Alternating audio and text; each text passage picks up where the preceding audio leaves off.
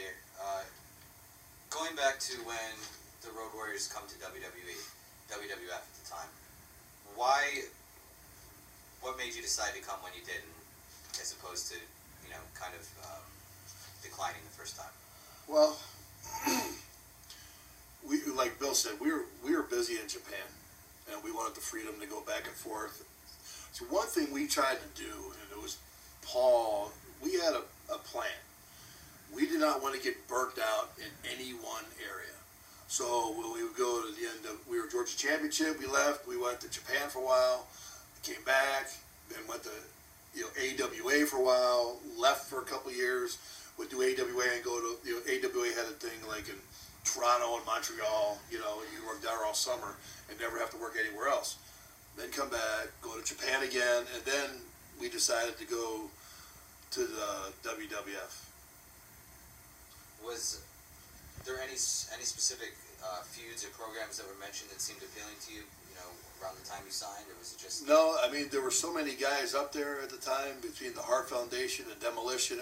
That's when tag teams were still very popular, that we figured, we can go up there and pretty much wrestle with anybody, work with anybody. It didn't matter who we were, we could have a decent match. All right, how about for Bill and Barry, when you hear that the Road Warriors are coming in, do you feel like that affects your position at all at the time? No, we didn't have any fear of that. I think that Barry will tell you, and we've talked about this too, and it goes back to when Flair came up. Everybody says, my God, finally it's Flair and Hogan. That's going to be Demolition and Road Warriors. So it was an opportunity for all of us to make a tremendous amount of money. That's what we thought too. Money, here's money in the bank. Yeah. But and it was kind of the same thing with Flair and Hogan. It kind of just... Yeah, you would think that that'd be the best thing that ever happened, and it just... Yeah, I don't think that because they didn't want powers that be knew how to handle the situation, because it could have been, like Joe mentioned, Flair and Hogan could have gone for years. We could have gone for years. But in their mindset, for some reason, it had to be boom, boom, boom.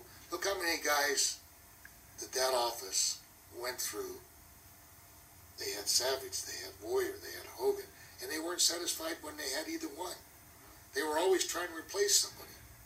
Instead of saying, hey, we got 20 top guys here, let's utilize all these guys and you can space them out. No, we can't have two girlfriends. Right. Well, the best thing that they could have did was never put us together. Right. I mean, They should have waited. we could have been our tag team over there, the Road Warriors could have been their tag team over here. They could have been